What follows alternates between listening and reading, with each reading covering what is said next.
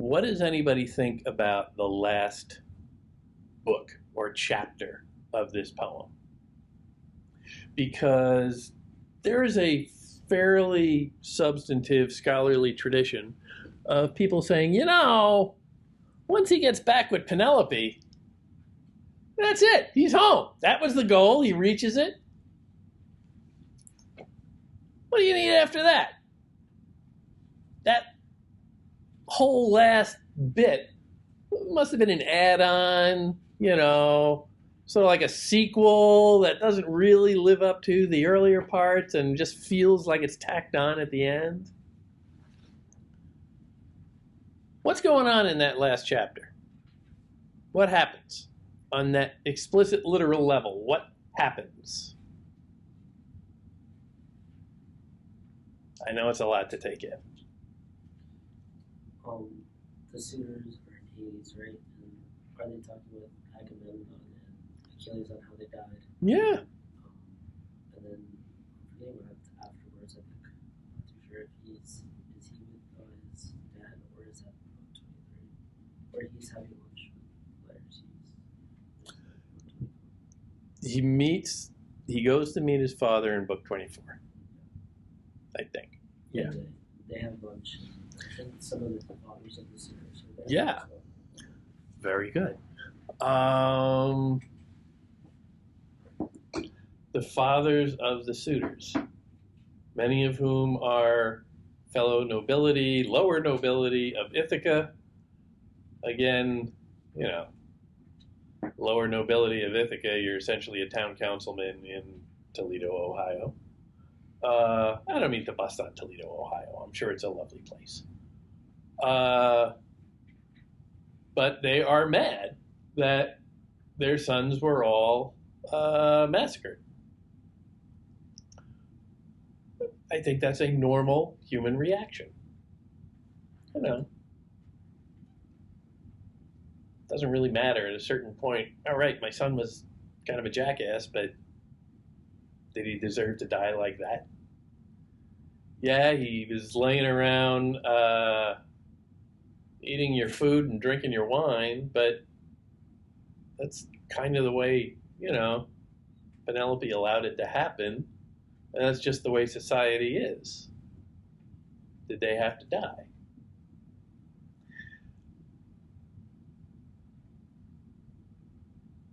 So what do they do?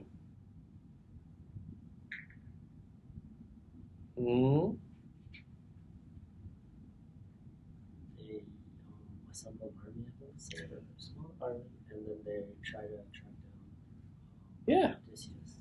They all get together. They whip up a little army, a little, dare I say, insurrection, and try and hunt down Odysseus, the king, to kill him. And you get this dynamic where Odysseus, his dad, and his son all band together. And they are supported by Eumaeus the swineherd and also the cowherd, whose name, if he has one, totally escapes me. But they are both, slaves. So you get this tableau of tough guys facing off against what is essentially a insurrectionist mob. Who do you root for in that?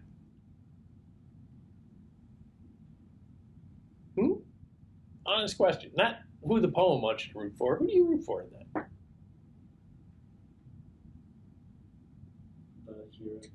The hero. Yeah. You want to see him pull out an AK-47 and just mow all those yokels down. Come on, man! That's the Hollywood ending.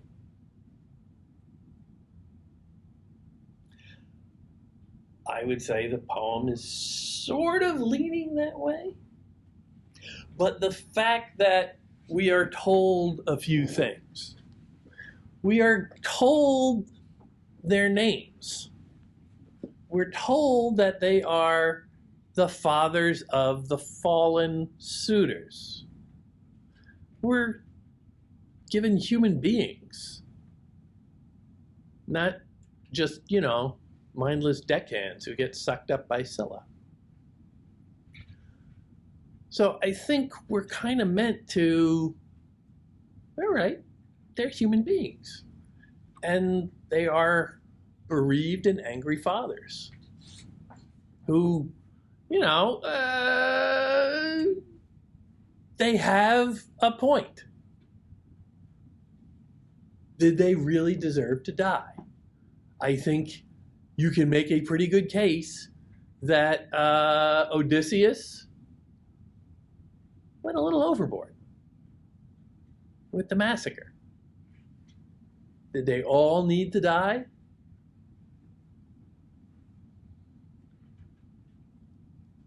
You had that great scene where after he strings the bow and then he goes and he shoots Antinous through the throat just as Antinous was taking a big sip of wine. And you get that great symbolism of he has been guzzling wine for 10 to 20 years in Odysseus's absence. So it is, of course, in the moment of doing so that he is killed through the throat, which has been swallowing up so much of Odysseus's wealth throughout. And Antinous is the perfect bad guy because Antinous, again, I'm going Greek on you here. What does anti mean? Generally against. Nous. This one you can be forgiven for not knowing. Means mind. He is the anti-mind. Odysseus is all about the mental, all about thought. Antinous is about rejecting thought. So he is the perfect guy to just say, look, I killed him. I could do the same to all of you, but I'm not going to. But get out of my house. That's not a bad line either for Hollywood.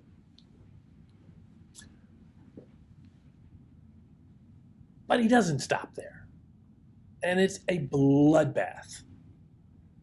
And he kills not only all the suitors, but any of the household staff that were waiting on them, and maybe showing them a good time and helping them and being a little too servile to them for servants.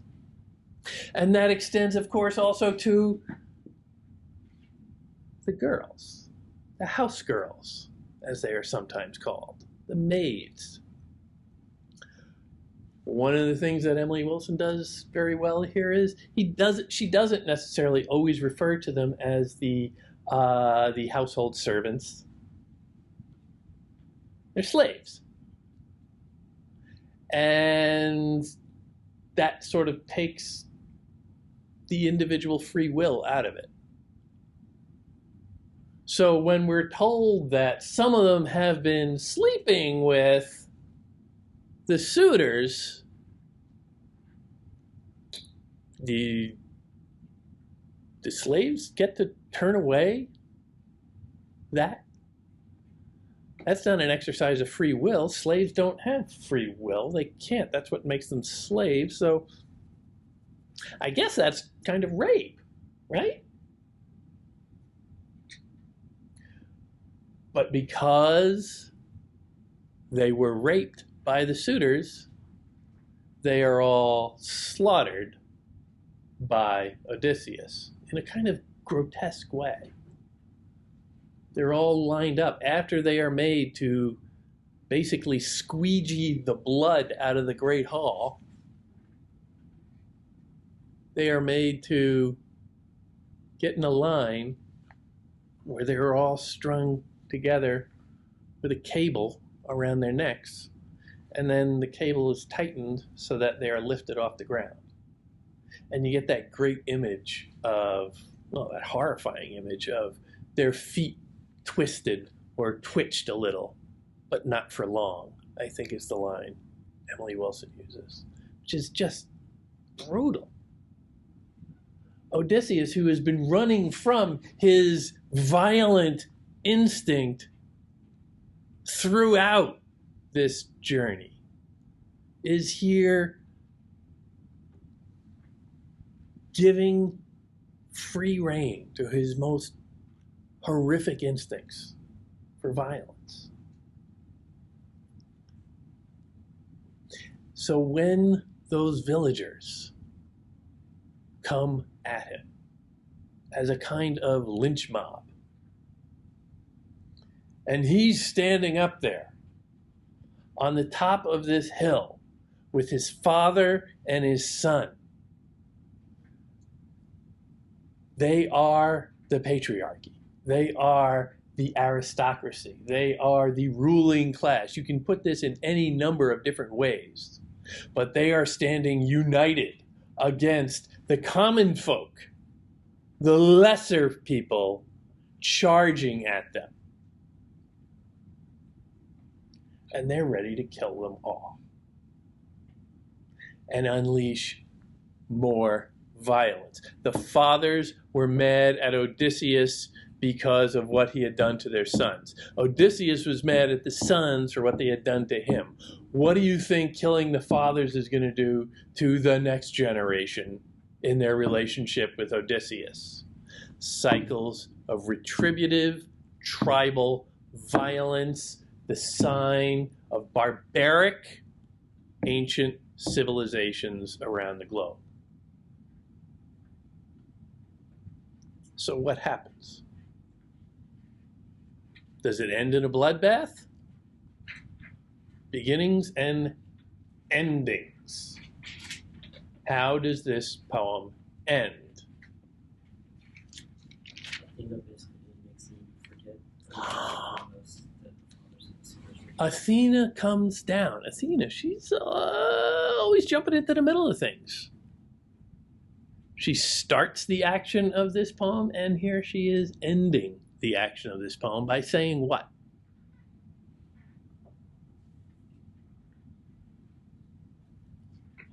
I'll give you a hint. Line 532-ish. Ithacans, stop this destructive war, shed no more blood, and go your separate ways at once. She's basically calling a timeout. She's not solving the conflict, but she's saying violence isn't the way. Notably, she addresses them all as what? What? Ithacans. Whom does that include?